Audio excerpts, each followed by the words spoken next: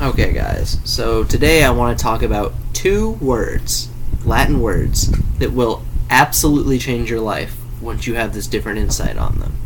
So I want to start off by saying I apologize that this video is a little late in the week. It is Wednesday. I had a lunch meeting yesterday with a pastor, and I also had a small group.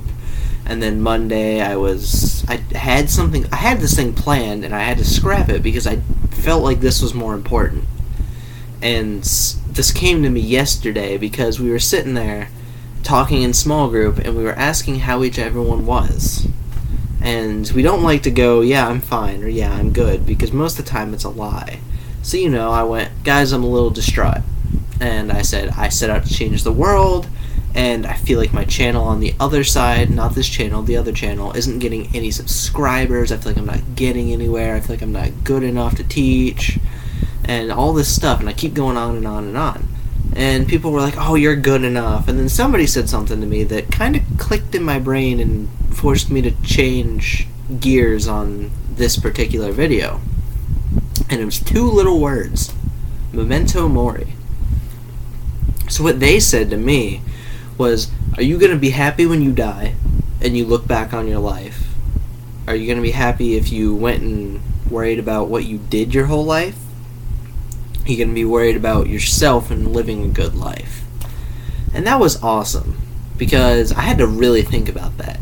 And I had to text him later that night and be like, now that I've thought about it, this is my answer. And my answer was, I need to be happy with both. I would rather be happy with myself and what I've done. And if I had to pick one, I'd absolutely rather be happy with what I've done. Now, in the Bible, there's a verse in Nehemiah where Ono asks him down for coffee, David, and he says, I'm doing good work, I can't come down. And that's resonated with me for a long time. And I'm trying to give this some scriptural basis, because this lesson hasn't had a lot of scriptural basis to it. So I'm trying to tie a little bit into it. This has just been an important lesson to me. So all of this is important for 3 reasons. I have 3 reasons why memento mori is something you should remember and something you should live by. So remember death. Back in ancient Roman times, when a general would go to war, they would come back and they would parade through the streets, face painted, dressed as a deity. And that would symbolize that they are gods. And somebody would whisper in their ear, memento mori, while they were parading through the streets, so they didn't get too big of an inflated ego. And that simply means remember death. So remember that you're a mortal human being and you will die someday. Remember death is the literal translation. The whole phrase that generally people say is remember that you have to die. And that's a hard topic to think about. A lot of people, death scares them.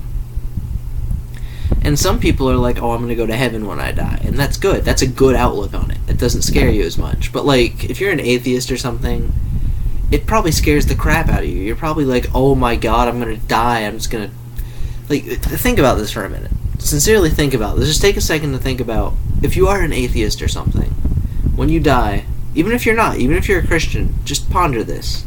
When you die, you don't have thoughts anymore. You don't see anything. You don't hear anything. You don't breathe. Nothing. It's hard to think of that, isn't it? It's hard to imagine nothing. Your brain can't just go dead. It doesn't make sense. At least not to our brains. We have so much going on. It's like if you're not blind, you can't be like... Or if you are blind, you can't... I don't know where I'm going with this anymore.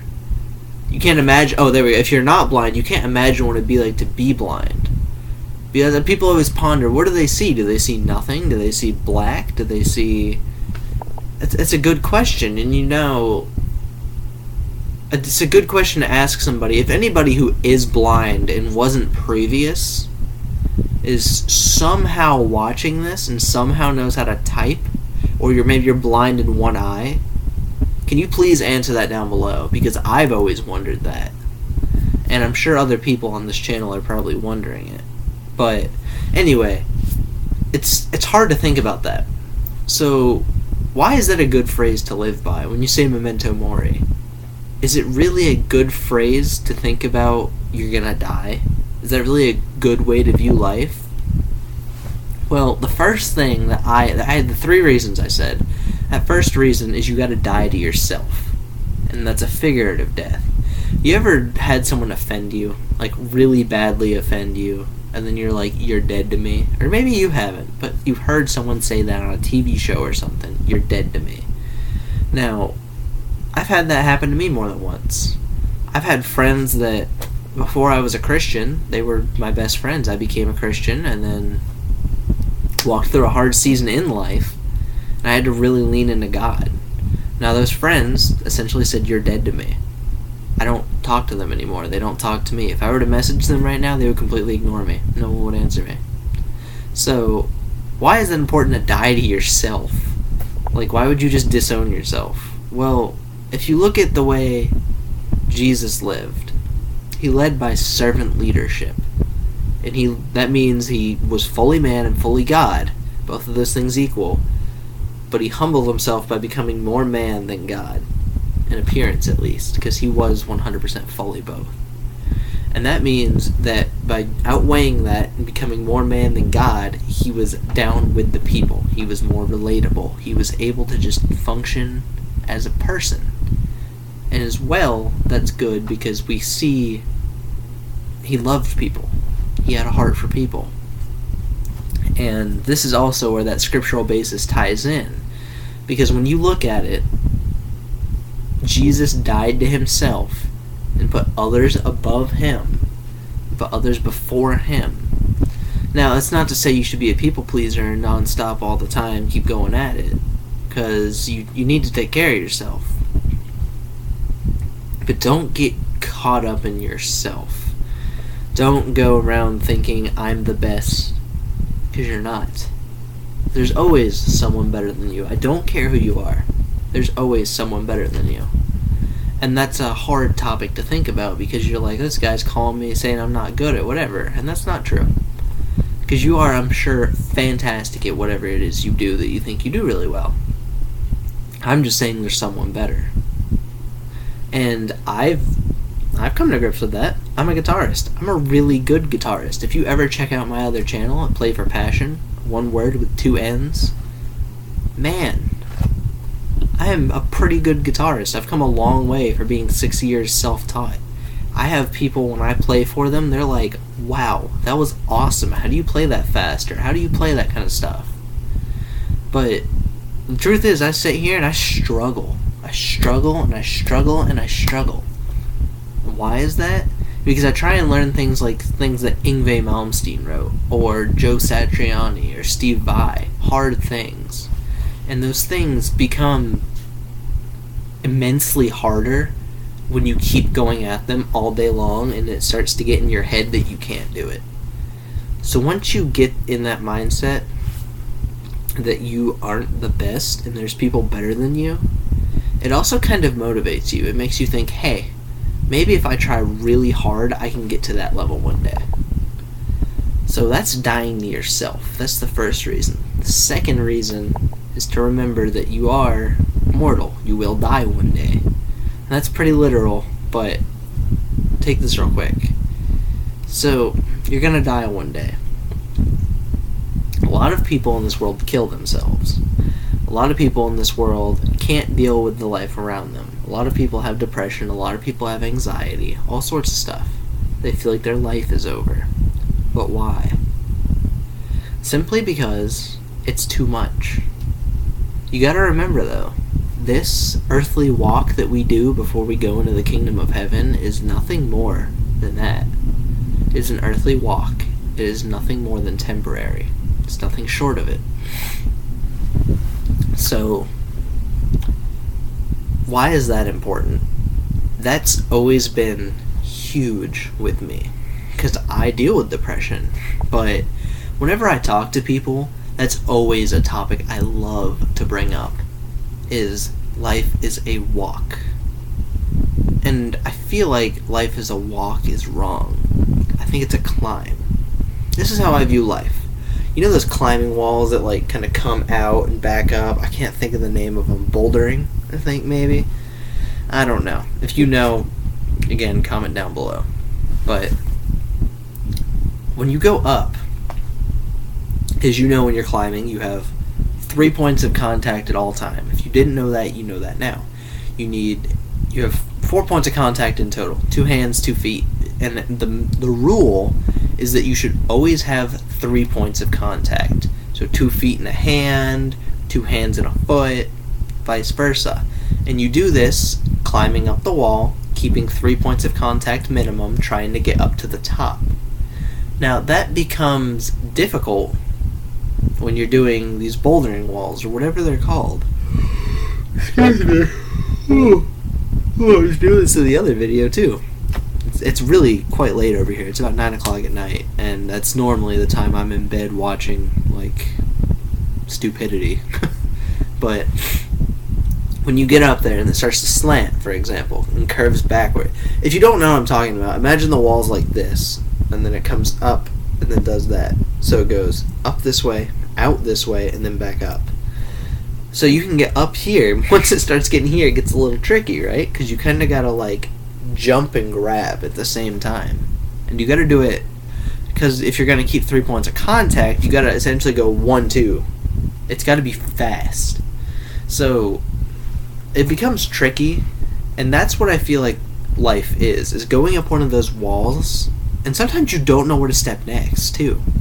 And that's why I imply life is that, because I feel like there's points in life where we'll have to pray for guidance or something, because we'll hit one of those steps, and we'll go up there and go, now where do I go?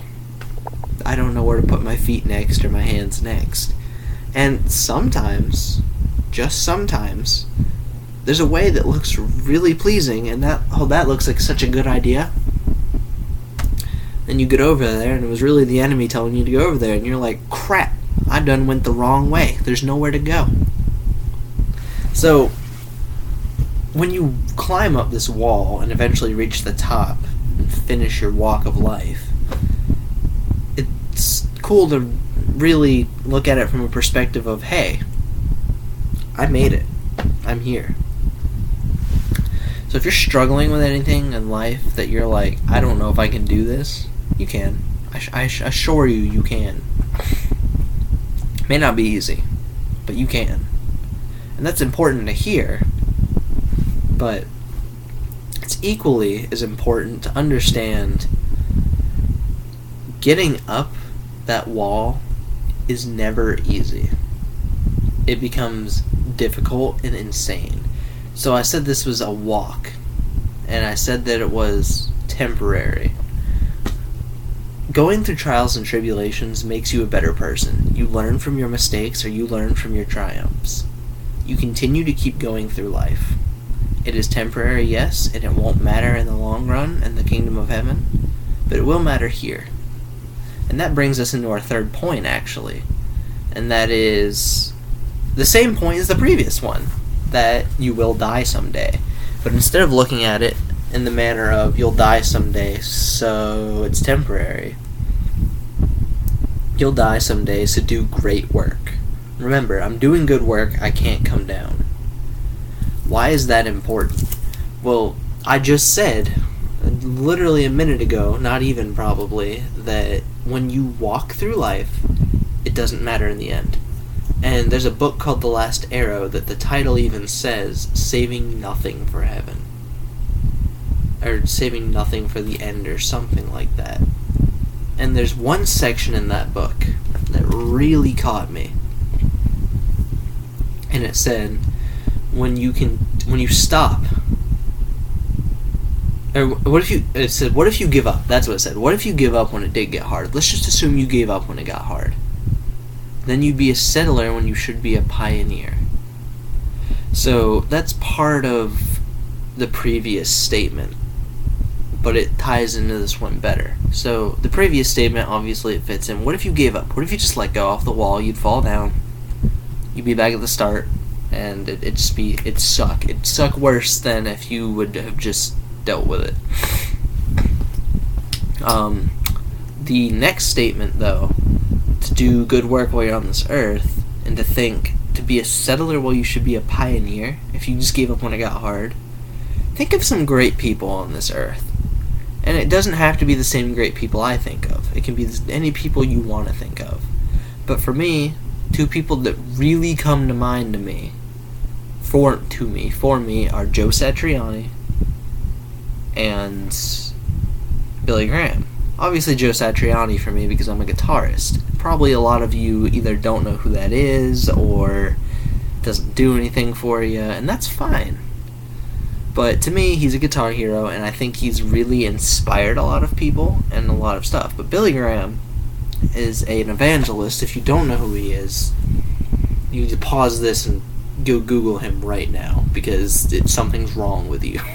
I love you, but, like, you need to go Google that right now. And he is extremely famous. He's changed thousands of lives. And I've even watched these people on YouTube that, like, people know who they are, and then I talk to other people, and they're like, I don't know who that is.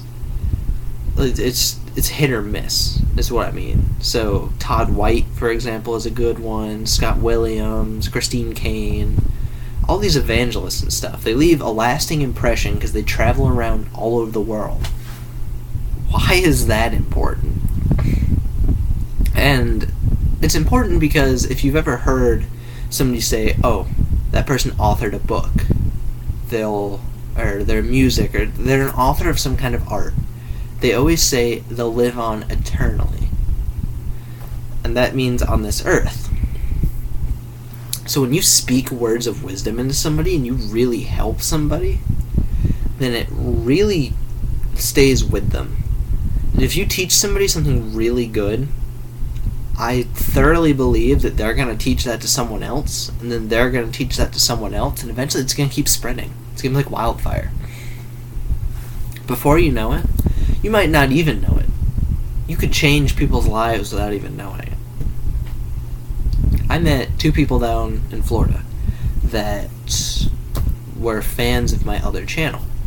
Now, I only have 31 subscribers, so it was a pretty big coincidence, God's doing, if you ask me, but pretty big coincidence that I met two people that asked me two wonderful questions. And it was insane. It was the coolest thing ever. I got to talk with them, and they're like, and they were showing me videos of them playing, and they were like, look how much better I've gotten. I didn't know how to play. Now I can do this. And I'm like, I'm so proud of you. That's what my channel is. That's what I want you to do. And it was so cool. And it's insane. But that's not the point. The point is I've changed lives, and I didn't know. If I'd never met them, I would have never known. Because they never comment. I don't know. People might like. They subscribed, obviously. But, like, they never comment. They never let me know. Never messaged me on Instagram. Just, sometimes you don't know. Or maybe those people don't know. Excuse me. Maybe these people don't know you. Maybe you teach a friend something. Maybe I'm teaching you memento mori. And you're going to go, wow, that was okay. That was an okay video. I got a little bit out of it. You're going to walk down the street, and you're going to start talking with someone, one of your friends maybe, and they'll be like, man, my life sucks, and I'm really just struggling with it. And you'll go, memento mori. And they're like, what? And you're like, remember death. And then you'll go into this whole spiel, and I've changed someone's life, and I didn't even know it. Really, you changed someone's life, but I taught you that, so I've changed their life from a different viewpoint over here. And that person will never know me. Absolutely will never know me, most likely. So, I never even knew. So when you get discouraged, essentially, in the end, do remember those three things. Remember that you have to die to yourself before you're going to get anywhere. If you're ever going to get anywhere, to be a really good Christian and really have a passion for helping people, you're going to have to die to yourself. Now, you can be a good Christian and not die to yourself, but if you have a passion for helping people, you need to. Take it from me. Take it from someone who is learning the hard way that you need to do that. Second, you need to understand that this is a timed walk. And it's hard to tell how long that walk is. Sometimes your life could be taken from you. And that's why it's important to know God and stuff. And I always have, I don't think I've ever talked about this really besides in when I'm teaching, but faith here is an acronym to me. And it stands for forwarding all issues to heaven. And I always say you need to have faith. Someone, last Friday, we were talking about having faith, and they said, well, what if you lose your faith? Like, what if someone takes that faith from you? And then we were talking about it, and is it possible to take someone's faith? And someone said, I can take your car, I can take your whatever, I can take your life, but I can't take your faith. And that resonated with me as well. That also fed into this memento mori speech over here. And it's because when someone takes your life, they can take everything from you in that one split second, but they can't take your faith. Faith is one thing you'll always have with you no matter what happens to you. So when you have faith, it's great. I will be recording a different video on faith. I'll go into so much more detail on it, about the acronym, about where it came from, all that stuff. And when I say where it came from, I mean it's something that me and a couple other people talked about. It's not like some old ancient history thing, or if it is, I'll find it through research. I'm going to research first to make sure I didn't accidentally rip someone off again. I've done it more than once, believe it or not. But it's important to remember to die to yourself. It's also important to remember that this is a timed walk, that everything will be okay eventually, even if it's not now. It's also important to remember that in that timed walk, you have time constraints if you want to do something. So if you're setting out to do something to make a lasting impression on this world to help other people after you, then remember to follow the previous 2 steps. That's pretty much it, guys. This has been a 22-minute video so far. This is a lot better than my 12-minute discipleship talk that I had going for me on the other video. I absolutely love making these videos. They are super challenging because speaking about the Bible is something that I can do because I know a little bit about it. I actually know a good bit about it. I am in college for it. I've said that before, but it still challenges me because I need to think of something to say, and then I need to think, alright, I don't think of it reading a passage going, I should talk about something around that. I do it backwards. I think, like for example, I really like memento mori. I really want that tattoo. What is that? Why is that so meaningful to me? And then I'll dig into that, and I'll be like, well, this is what this means. And then I'm like, what does that mean in the scripture? So, normally, if you're a pastor, and you're looking how to write sermons, it generally starts with the scripture. I'm starting over here. I'm doing it backwards. So, if you'd like some longer videos, guys, please let me know. I can definitely probably knock these up to 45 minutes if I really sat down and started digging. I do have another channel, so I don't know how frequently I'll upload on this channel. It's kind of a strange upload. I don't have a schedule here yet, and I do have a lot going on between school and that other channel. This is important, though, so I will continue to upload. It might just be like once a week or like once every 2 weeks, give or take. Or I might skip a week or 2 and then come back with this great long special thing. I don't know. This will be replacing a segment on my channel, and I will be doing a video on that. So, hopefully, you'll see some activity down in the comments below, and you'll see all that other good stuff. But this will be replacing Metal Monday on my other channel, where I talk about how to deal with life and things that arise. And I really like the previous video talking about anxiety and depression and stuff because it hits home. But it's something a lot of people deal with. So I want to come in here and just go ahead and turn everything upside down and be like, alright, this is what's going on in your life. This is what's scripturally basis. And you can just throw stuff out there. anonymously comment. Make another account if you need to, because you don't want people to know it's your account. Just start throwing stuff down there you want me to talk about. Because if you can give me ideas, I can find the scripture for it. I guarantee it. It's really simple. Being, like I said, a competitive hacker, when we nudge each other in the right direction. Good stuff. Maybe I didn't say that in this video. If I didn't, I've recorded this twice. Because the first time I wasn't sure if I liked it. So if I didn't say that, essentially all I said was that me and my friends competitively hack in safe environments, like Pico CTF, like competition environments, and we'll just compete with each other to solve problems. And if somebody doesn't know something, no, this wasn't the other video. So if somebody doesn't know something, God will put them in your life to teach it into you. And it was in the previous video that I said that. But in the other recording of this, I said that if I didn't know something, like when I first started, I didn't know how to check source code for flags. So I messaged the group and I'm like, I don't understand. And somebody went, what is source code? So I Googled it and then I went down the rabbit hole and I found what I needed. But that's what you need to do in life, is find people that go, what is source code? Simple as that. Alright guys, well, this has been a pleasure. As always, please like, comment, subscribe. I would encourage you to comment. Highly encourage you to comment, because I need some topics. I'm struggling finding things, because I'm not dealing with as much as I used to anymore. I've cut out toxic people from my life and stuff. Plus as well, I want to cater to you guys, so dealing with your problems. I will be setting up an email for this. Then you can email me, business email me. Great idea. Great idea. You don't want to comment down below, you can email me. I won't even, just let me know you want to be anonymous.